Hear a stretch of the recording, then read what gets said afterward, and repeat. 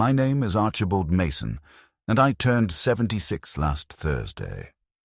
I live alone now, in a 2-bedroom brick house in Boulder, Colorado, the same house where my wife Elaine and I raised our only son, Trevor, and grew old together. Since she passed, the house has not shrunk, but my presence inside it has. Like I've slowly evaporated into the walls, reduced to someone who doesn't open more than 2 doors a day. I haven't used the guest bedroom in 6 years. The dining room still has her crystal bowl on the table, filled with potpourri that's long since lost its scent, and every morning I walk past it as if Elaine will suddenly reappear and scold me for not replacing the flowers. When you live with absence for long enough, you start making it part of your routine. I still say good morning out loud when I wake up, and I still say good night when I turn off the light in the bedroom. The silence answers back, every time. I eat the same breakfast each day, 2 pieces of dry toast, half a banana, a cup of tea with milk. And I read the newspaper, not because I care much about the news anymore, but because it fills time between waking and remembering. Trevor hasn't lived in this house since 1998.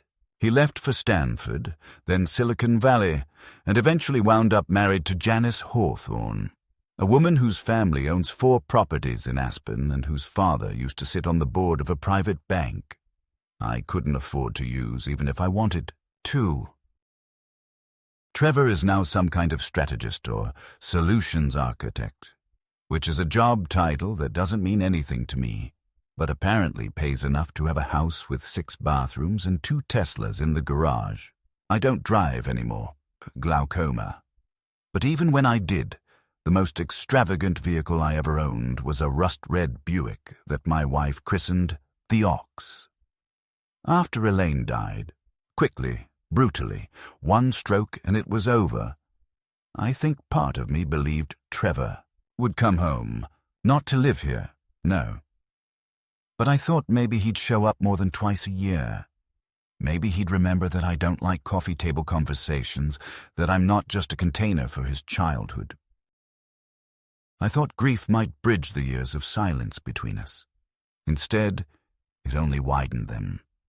Janice is very gracious in a superficial way. She sends updates, usually emails with photos of their golden retriever in matching sweaters with their daughter Olivia, who is 9 now and wouldn't recognize me on the street. They don't call. Well, not unless Trevor needs something. Tax advice, a co-signer, once even a recommendation for a rare book dealer because one of Janice's friends had a wedding with a vintage literature theme and he remembered I used to teach English. I retired at 70. Not by choice. They phased out my position after the school merged with some charter initiative and the new administrators decided Shakespeare and Steinbeck were not career relevant. They gave me a plaque and a lunch, and then the library cart I'd wheeled between classrooms for 32 years was rolled into a closet and never brought out again. Elaine told me to write a book. She said, "You've read more than most people will in 3 lifetimes. You've taught thousands of students. You should put it down, Archie. Let the words belong to you for once." But I never did. I couldn't bring myself to put anything on the page that didn't begin with a rubric. Now most days are shaped by weather and medication schedules. I watch birds. I time the mail. I grocery shop at dawn so I don't have to speak to anyone. I try not to think about how the house sounds more alive when I walk into it after a day outside. It means the quiet has been settling while I was gone. Like dust. I don't get visitors. My neighbors are younger couples, mostly tech people, and I think they feel guilty when they see me struggling with the recycling bin. They wave. Sometimes they offer to help, but never twice. Trevor's last visit was Christmas, not this past one, but the one before. He came alone. Janice had holiday migraines, and Olivia had some ski program. Trevor brought a bottle of expensive red wine, said it was organic, biodynamic, low intervention. I opened a cheap Zinfandel and poured him a glass. He didn't drink it. He talked a lot about work. I listened. At one point, I mentioned how Elaine used to knit sweaters for the cold snaps in February, and he nodded like I'd reminded him of a childhood he couldn't quite place. When he left the next morning, he gave me a hug that felt practiced, like a handshake with too many steps. So when my birthday came last week, I didn't expect much. Elaine used to make a fuss. A cake with cream cheese frosting, a walk at Chautauqua, sometimes a surprise dinner with old friends. But those days are behind me. I was expecting maybe a phone call. Instead, a delivery man dropped off a sleek black box tied with a ribbon. No card. Inside was a bottle of Highland Park 18-year-old Viking Pride, a very expensive scotch. Not my favorite. Elaine always said I preferred Irish, but certainly high-end. There was a typed note in small corporate font. "Happy birthday, Dad. Thought you might enjoy this. Trevor." That was it. No love, no see you soon, no mention of dinner or celebration. Just a bottle of something he assumed I'd drink alone. Maybe he imagined it was a thoughtful gesture. Maybe he just clicked it into an Amazon cart during a meeting. I held the bottle in my hands for a long time. It was heavy, serious, pretentious. I thought about how little it meant, how much more I would have preferred a 10-minute phone call or a letter in his handwriting. That same day, I'd been invited, more accurately, informed, about a birthday dinner being thrown for Janice's father, Mr. Hawthorne. He was turning 75, and their family was hosting a formal dinner at a private room in an upscale restaurant downtown. I hadn't been to a restaurant like that in years. I hadn't been invited to anything in years. Janice sent the invitation by email, with a note saying, "Trevor thought you might enjoy a nice night out." It wasn't a request. I wore my old navy blue blazer, Elaine's favorite. Still had her perfume faintly embedded in the collar. I debated whether or not to bring the bottle of whiskey. It felt symbolic. And as I watched myself in the mirror, tie slightly askew, liver spots more visible than ever, I realized that maybe that's what I'd become, a man full of symbols no one cared to interpret. So I took the whiskey with me, and that was the beginning of the end. The evening of the birthday dinner arrived with the kind of January cold that makes everything feel sharper than it should be. Even the car door handle burned my fingers when I grabbed it. I wore the same coat I'd had for 20 years, a wool blend with thinning elbows and a frayed lining. Elaine always said it made me look dignified, though now it just looked like something a widower refused to throw away. I shaved, slicked back my remaining hair, polished my shoes, and brought along the bottle of Highland Park Scotch in its black box. I hadn't opened it. I hadn't even taken off the ribbon.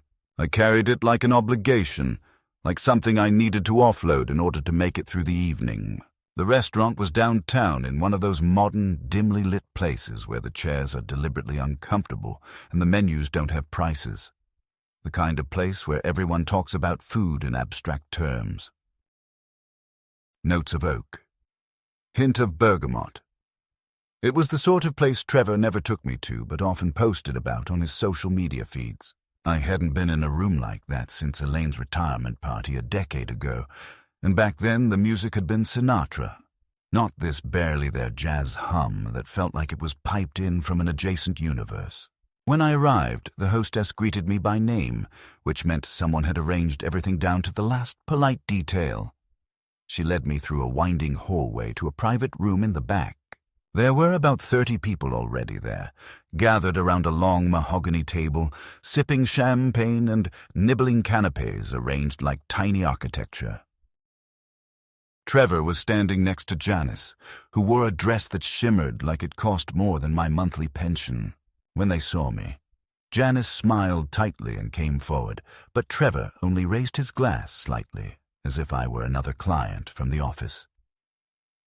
"Dad, you made it," Janice said, kissing the air near my cheek. "You look sharp." I handed her the box. This is for your father. It's from Trevor." Janice hesitated for a second, then laughed. "How thoughtful," she said, even though she obviously didn't recognize the brand or its value. She turned to pass it off to one of the servers without ceremony. I almost stopped her, wanted to say, "It's an 18-year-old single malt." But then I caught Trevor's eyes, and something in them told me not to embarrass him. So I let the box disappear into the restaurant's machinery, like a package rerouted by a sorting system I didn't understand. Janice's father, Lawrence Hawthorne, stood near the head of the table, surrounded by what looked like a constellation of bankers, developers, and real estate attorneys. He was a tall man, taller than me by a full head, with a face that had aged well. Silver hair, tan skin, expensive dental work. He was laughing too loudly at something someone had said, and when he turned and saw me, his expression flickered for a second. Recognition mixed with something colder. "Ah, Archibald," he said, shaking my hand with a firm, almost punishing grip. "Glad you could join us." "Happy birthday, Lawrence," I said. "You're a year younger than me now." He laughed politely, the kind of laugh that ended the conversation. I was shown to my seat, near the far end of the table away from the central group. I sat between Janice's cousin, who spent the entire dinner tapping on his smartwatch, and a woman whose name I never caught, but who told me 3 different times about her yoga instructor's affair. The food was microscopic. Each course was announced like a museum piece. "This is a beet reduction over quail egg foam with micro-basil," and I chewed everything slowly, not because it tasted good, but because it gave me something to do with my face. When the main course arrived, Trevor finally acknowledged me more directly. He turned from a conversation with his father-in-law and raised his glass.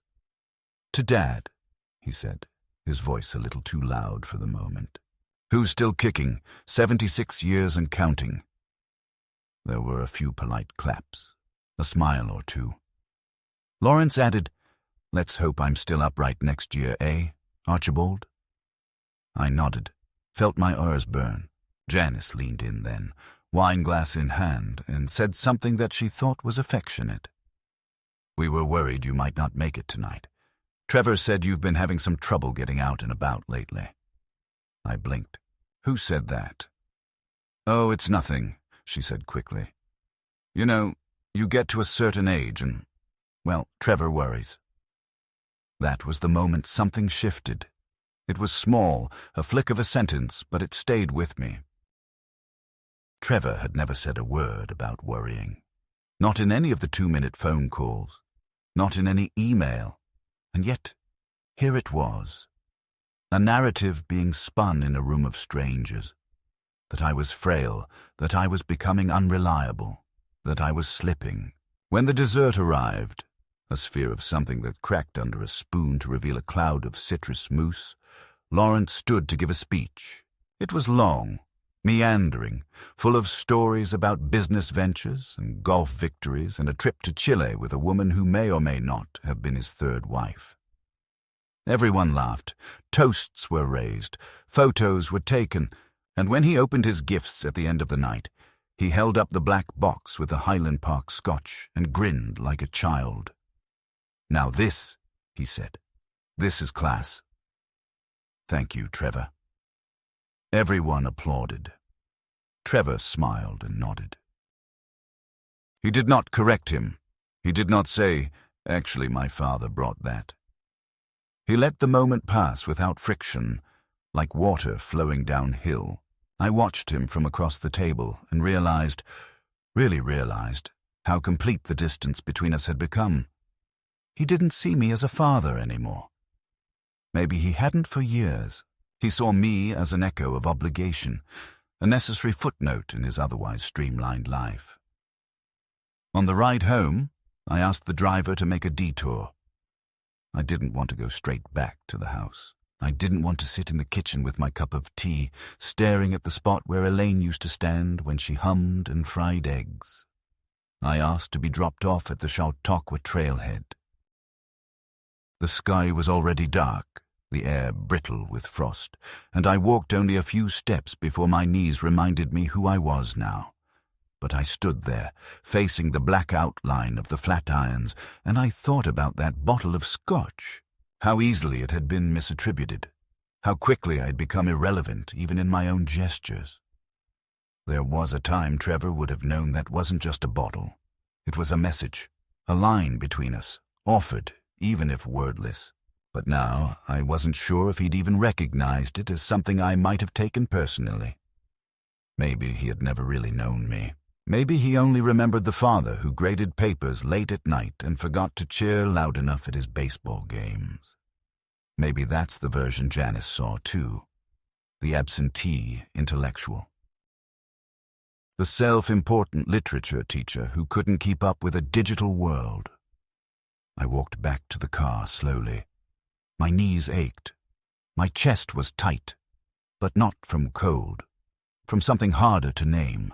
And when I got home, I poured myself a glass of Elaine's sherry. Not scotch, not whiskey, just the sweet amber she used to drink after dinner, in her favorite green glass. I sat in the living room in the dark and made a toast to nothing, just silence. The next morning, the first thing I noticed was the voicemail light blinking on the landline I keep in the kitchen. No one calls that number anymore except telemarketers and the pharmacy with automated reminders. But this message was from Janice, her tone unmistakably chirpy, that cultivated brightness people use when they're suppressing something. She said they were hosting a small get-together for Lawrence at their house that evening. Something more intimate than the restaurant dinner. Just family and a few close friends, and that Trevor really hoped I would come. She added, almost as an afterthought, "We'd love to have you." I didn't call back. I showed up. Their house sits in the western foothills, a 3-level contemporary with floor-to-ceiling windows, all glass and cedar and money. Elaine would have hated it. Too cold, she would have said. Too architectural. But it's the kind of place that photographs well, which seems to be more important to people now than whether a house feels lived in. When I rang the doorbell, I half expected the lights to flash blue or a robot to answer. Instead, Janice appeared, dressed in a cashmere sweater and leggings, holding a wine glass that was already half empty. "Archibald," she said, like a newscaster announcing the weather. "Right on time. Come in." I stepped into the foyer and was immediately greeted by a blast of music, soft jazz with just enough dissonance to feel expensive, and the faint aroma of citrus candles. Everything gleamed, the marble countertops, the brushed brass fixtures. The air itself felt curated. Trevor came around the corner, wearing a tailored shirt and holding a tumbler of something neat. When he saw me, he raised his glass in what could barely be described as a smile. "Glad you made it," he said, and I almost believed him. The living room was filled with people I didn't recognize. Some wore name tags, which made the whole thing feel even more performative. I stood near the fireplace, holding a glass of water I hadn't asked for, and watched as Lawrence held court near the kitchen island, retelling the same story from the restaurant about his hiking trip in Chile, but now with added embellishments and louder laughter. When Janice introduced me to a couple from Denver, she said, "This is Trevor's father, Archibald." He taught English back when that was still a thing. They laughed politely, and I smiled like it didn't matter. At some point, Trevor gestured for me to follow him upstairs, saying he wanted to show me his new office. I did as asked, though I already knew it wasn't about the furniture. The office was exactly what you'd expect, sleek, sterile, filled with books arranged by color instead of content. There was a wall-mounted screen displaying analytics or stock trends, and a decanter set I doubted he ever used. "Everything okay, Dad?" he asked, leaning against the desk. I looked at him, his posture, his face that looked more like mine than he'd ever admit. "Why wouldn't it be? You've seemed a little tense lately. At dinner last night, you didn't say much." "There wasn't much to say," I replied. He nodded, took a sip from his glass, then said, "Look, I know things haven't always been perfect between us. I get that, but you're not getting any younger, and I just want to make sure you're, set up for whatever comes next." I stared at him, wondering if he'd rehearsed that line. Whatever comes next. You live alone. You've had some health stuff, nothing serious, I know, but Janice and I have been talking, and we think it might be time to explore some options. Assisted living. Somewhere you'd have support, people around, meals taken care of. You wouldn't be alone all the time. I felt a chill that had nothing to do with the air conditioning. So that's what this is. It's not what you think, he said quickly. We just want what's best for you. What's best for me, I repeated. And you'd decide that? He looked genuinely frustrated now, like a man who'd practiced patience for 10 minutes too long. You're blowing this out of proportion. No, I said. I don't think I am. I think you're trying to manage me. I'm trying to care for you, he said, a little too loud. I didn't answer. I walked back downstairs, past people who barely looked at me, past a framed photo of Olivia on a yacht with Janice's family, past the modern art I didn't understand, and into the kitchen where Lawrence was laughing at his own joke. He saw me and grinned. "Archibald," he said, lifting his glass. "That whiskey you brought. Phenomenal. I had a taste this morning. Trevor's got great taste." I paused. "It was from me," I said. Lawrence raised an eyebrow. "Really?" "Yes," I said. "Trevor sent it to me for my birthday. I brought it here instead." There was a silence. Not long, but long enough to change the temperature in the room. Someone cleared their throat. Lawrence chuckled. "Well then, thank you. Very generous of you." I didn't smile. I turned and walked to the window, watching the wind stir the tops of the pines. A woman nearby whispered something to her husband. I didn't hear it, but I didn't need to. I was now the elderly father who made scenes, the unpredictable one, the burden. Later, when dinner was served, a buffet of tiny servings that looked like science experiments, I sat alone at the end of the table. Trevor and Janice sat together, laughing with Lawrence. I saw Trevor glance my way once, then look quickly back. Janice didn't look at me at all. After dessert, as people were dispersing, Janice approached. "You embarrassed Trevor," she said softly, but with steel in her voice. "Good," I said. "He needed it." She sighed, shaking her head. "You don't understand the pressure he's under. The expectations, the business, the family. I was his family," I said. "Before all of this. Before the pressure and the performance." She tilted her head. "We're just trying to help." "No," I said. "You're trying to erase me." She didn't deny it. Instead, she said, "You should go home now, Archibald. It's been a long day." And it had. But not in the way she meant. When I stepped outside into the night, the cold hit me like an open hand. I stood there for a moment, letting it settle into my bones, wondering when exactly my son had stopped being my son. Not by birth, but by choice, by omission, by silence. And then I got in my car and drove home in the dark.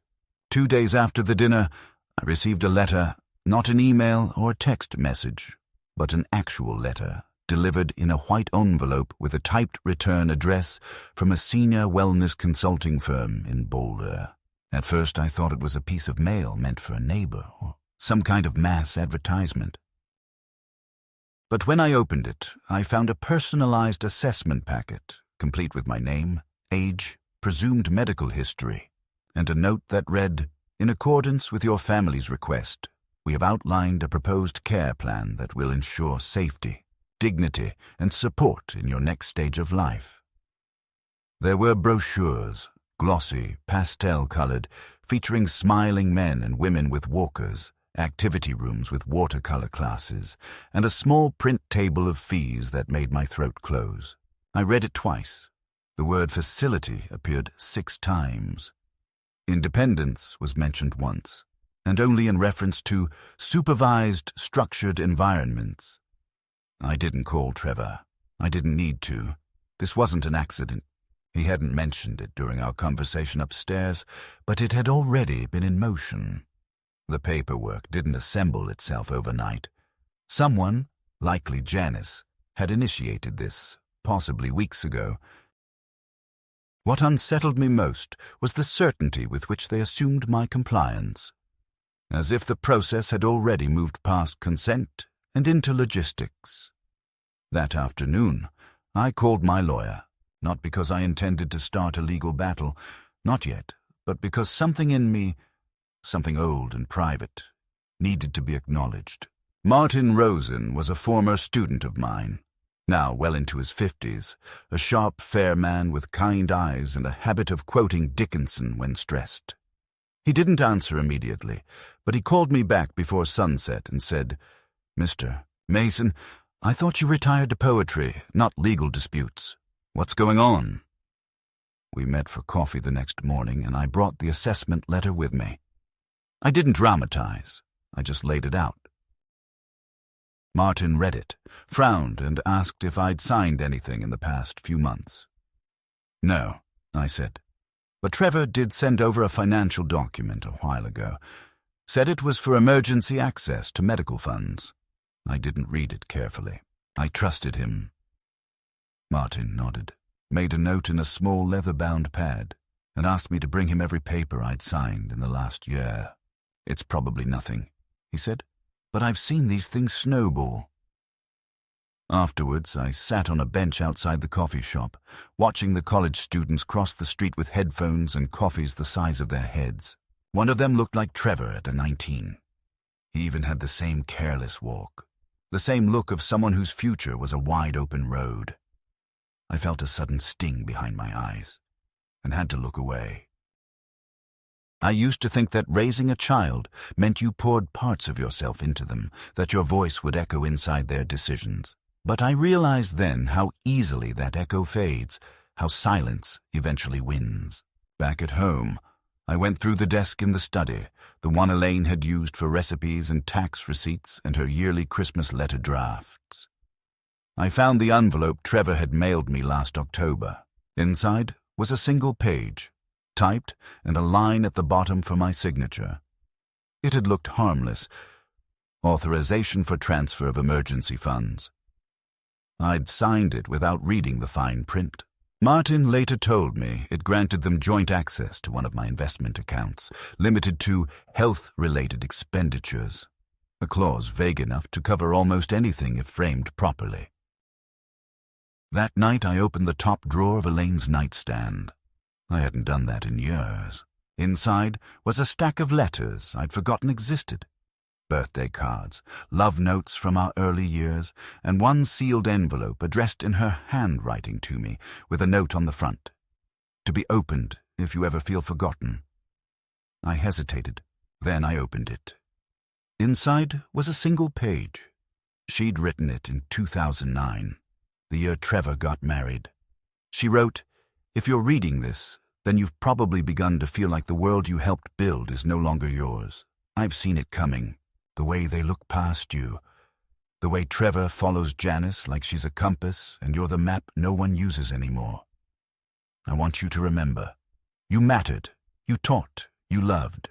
You held this family together longer than you should have had to. If they ever try to erase you, remind them that you were here first." I sat with that letter for a long time. Then I folded it, placed it in my wallet, and finally understood what I had to do. The next morning, I didn't get out of bed right away. I lay there staring at the ceiling. The one Elaine used to complain was boring and white and begging for skylights. I thought about how much I had ignored her back then, how many of her requests I'd written off as whimsical or impractical. How often I'd chalked her frustration up to mood or menopause or tiredness without ever really listening. I didn't want to admit it, but the idea had rooted itself. What if some of what Janice said was true? What if I had been inattentive, not just lately, but for a long time? What if Trevor had inherited that distance not from his wife, but from me? These weren't questions I enjoyed, but they lingered, heavy as rain in the joints. I made tea and sat by the window with Elaine's letter in my hand.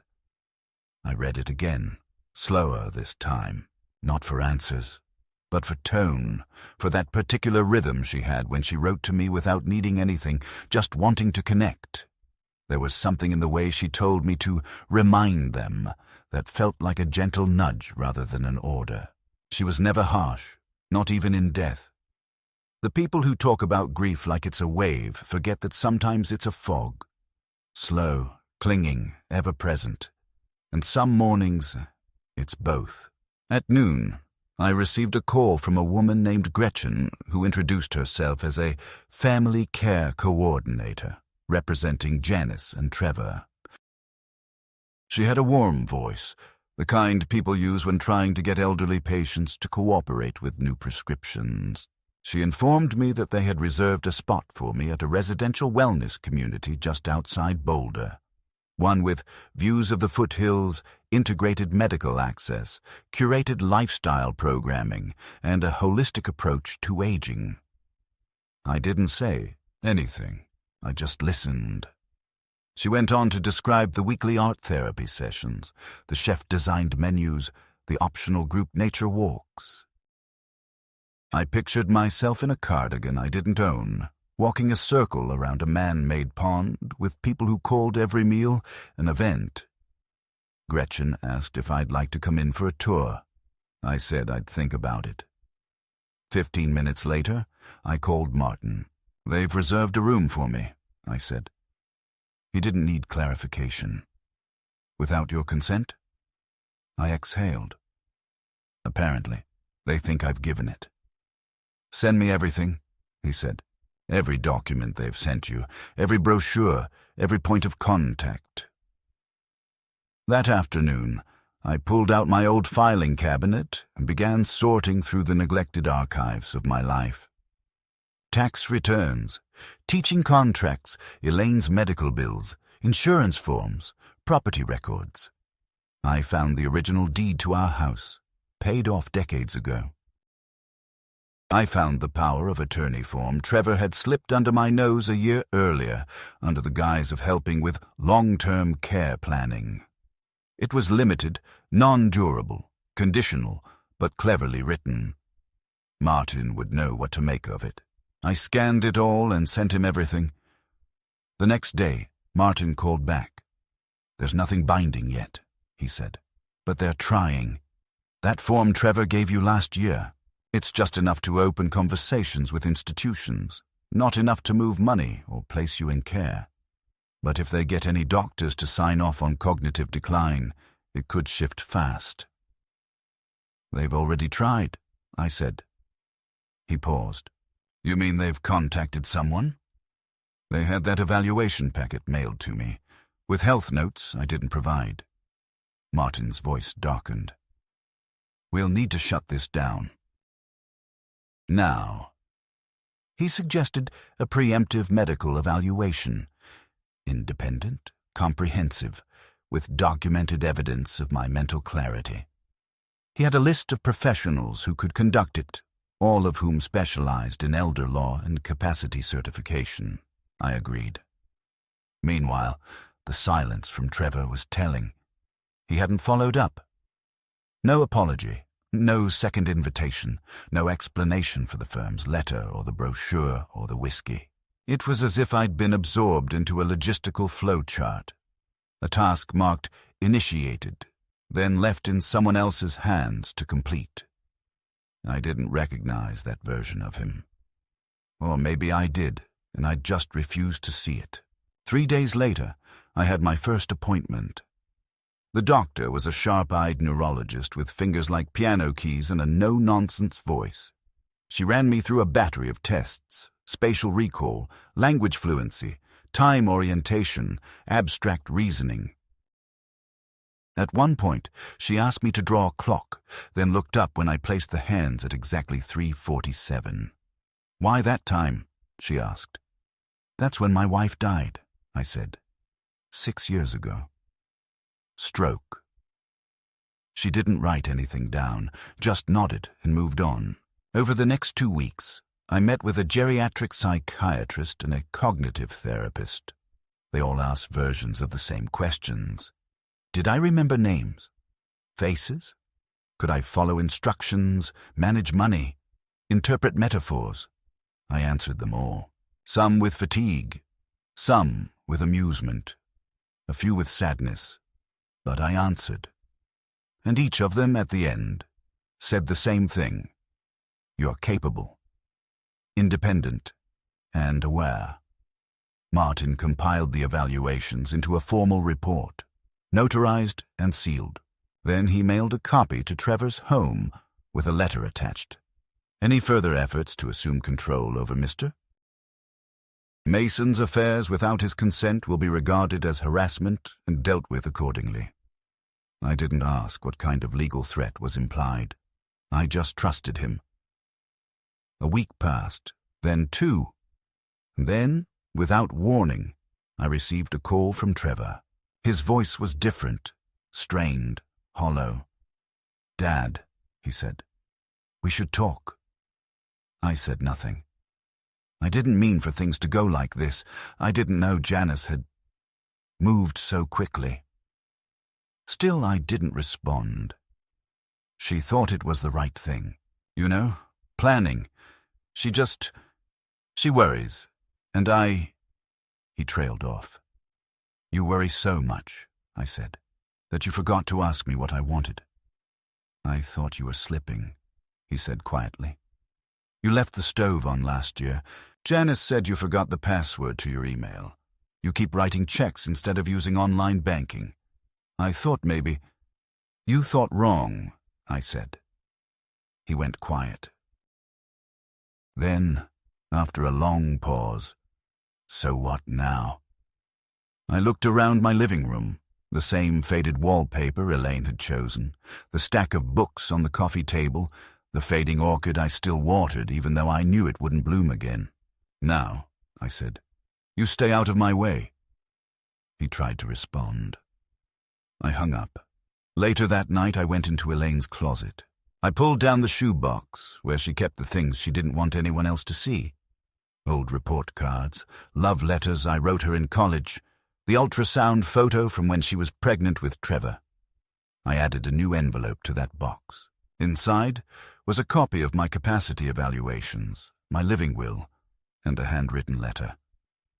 "To my son," it began. And then I stopped writing. Not because I didn't have more to say, but because I knew he wouldn't read it anyway. The following Sunday, I woke up with a sense of strange calm, the kind of stillness that only arrives when you've already made the decision you spent weeks dreading. I brewed my tea, sat at the kitchen table, and stared at the 2 envelopes in front of me. One addressed to my lawyer, the other to the Hawthorne residence. Both contained the same thing, a formal notice of revocation.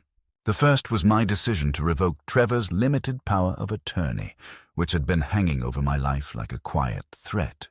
The second was something far simpler, a handwritten note that read, "You no longer have access to any of my accounts, assets, or time. Please do not contact me again unless it's to apologize. With sincerity and without expectation." It was not a theatrical gesture. It was a boundary. A final one. I mailed both letters just before noon, then returned home and began packing. Not everything, just the essentials. Some clothes, my books, photographs of Elaine, the old leather-bound copy of Leaves of Grass she gave me on our 10th anniversary. I packed like a man not running away, but walking forward. I had signed a lease 2 days earlier for a small apartment on the other side of town. Nothing grand, nothing modern, but quiet and facing a lake.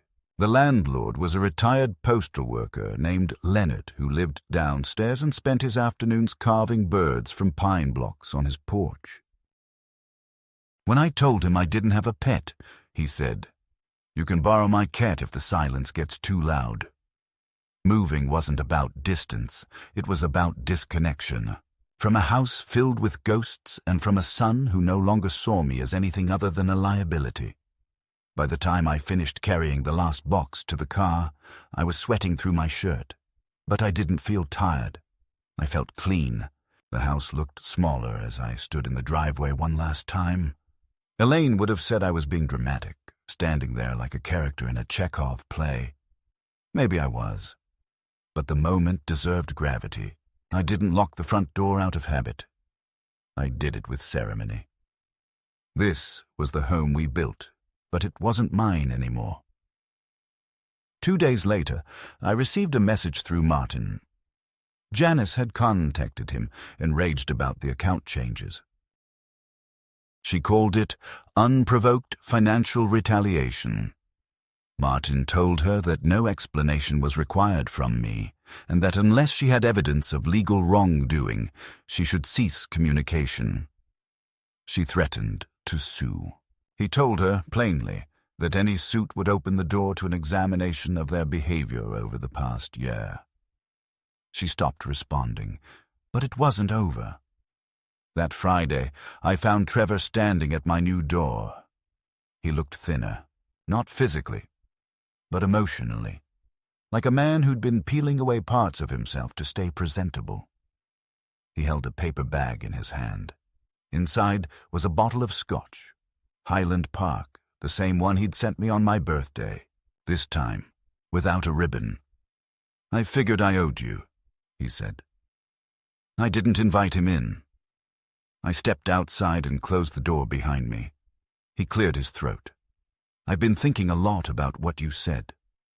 "I said a lot of things," he nodded. "But mostly that I forgot to ask you what you wanted." "You were right." I said nothing. "I'm not here to justify anything," he continued. I think I got scared. Janice said you were slipping, and I didn't question it. I started seeing signs everywhere. You forgetting your keys, asking me twice about Olivia's school. I thought maybe I had to prepare for something, and then I let her take the lead. That was your choice." "I know," he said quietly. "I know it was." There was a long silence. He handed me the bottle. "I know it doesn't fix anything. I don't expect it to. But maybe it's a start." I took the bottle but didn't open it. Starts come with actions, not gifts. "I'll prove it," he said. "I don't want proof," I said. "I want honesty, and I want absence. For now." His face twisted in something between pain and pride. He nodded. "Okay." He turned to leave. But halfway down the walkway, he paused. "Do you still think about Mom?" he asked. I looked up. "Every day." He nodded again, but didn't turn back. He got in his car and drove away. I brought the bottle inside and placed it on a shelf, not as a keepsake, as a reminder. That evening I poured myself a small glass of Elaine's sherry instead, sat by the window, and watched the sun disappear into the lake. Not everything has to return to what it was. Some things are truer when they're finally allowed to end. A month passed, then another. I settled into my new apartment with the kind of rhythm that doesn't announce itself, but becomes routine without effort. The mornings were quiet, except for the soft creak of Leonard's porch swing downstairs and the occasional distant bark of his cat, which never let me pet her, but always sat by my door like a silent observer. I began reading again. Not skimming, but really reading. Novels I'd assigned in classrooms but never fully absorbed. Collections of poetry Elaine had adored. Even a few modern essays that made me shake my head, but also made me feel something other than bitterness. I joined a small discussion group at the library, mostly retired women with sharp opinions and warm laughter, and though I didn't speak much at first, eventually I found myself offering thoughts, even jokes. They began to refer to me affectionately as Professor, and I let them, though I hadn't stood at a chalkboard in nearly a decade. For the first time in years, I wasn't waiting for a phone call or an invitation that would never come. I wasn't calculating how much longer I had to remain relevant in someone else's life. I was just living, and that, I discovered, was enough. I never responded to Trevor's texts after that last visit. They became infrequent, and then they stopped altogether. No messages for Father's Day, no updates about Olivia, no requests for financial help or signatures or favors disguised as concern. I didn't miss the silence. I had already spent too many years hoping for something that never arrived. The absence wasn't new. It was just finally honest. I didn't hate him. I simply accepted the truth of who he'd become and the larger truth of what I had allowed in my own passivity. The slow erosion of connection under the weight of deference and silence. That realization hurt less than I expected. Perhaps because, in finally drawing the line, I reclaimed what little dignity I'd left to lose. One afternoon in early spring, I received a letter from Olivia. The envelope was hand-addressed in pencil, the handwriting uneven but unmistakably hers. Inside was a simple note. Grandpa, Mom and Dad said you moved. I hope you're okay. I got the lead in the school play. It's our town. I play Emily. I think you'd like it. Love, Olivia. There was no return address. No invitation, just a child's voice reaching through the noise of adults. I held the letter in my hands for a long time, rereading the words, wondering how much she truly knew. I didn't write back, not because I didn't want to, but because I wasn't sure it would ever reach her, and I wasn't willing to chase shadows anymore. Maybe one day she would find me. Maybe not, but I wasn't going to beg for entry into the house that used to be mine. When Elaine died, I thought the loneliness that followed was the worst grief I'd ever know, but I was wrong. The worst grief is not the loss of a loved one. It's the slow, steady erosion of how you are remembered. To be misrepresented, revised, turned into a cautionary tale by people who once looked up at you and called you Dad. But I have learned, slowly, that memory is not a democracy. It does not require majority vote. I remember who I was. Elaine remembered. And now I do too. Last night I poured myself a small glass of that same Highland Park Trevor had once sent me. I sat on my porch, watching the lights shimmer over the lake. I thought about forgiveness. Not the kind you give for others to feel better, but the kind that frees your own chest from tightening.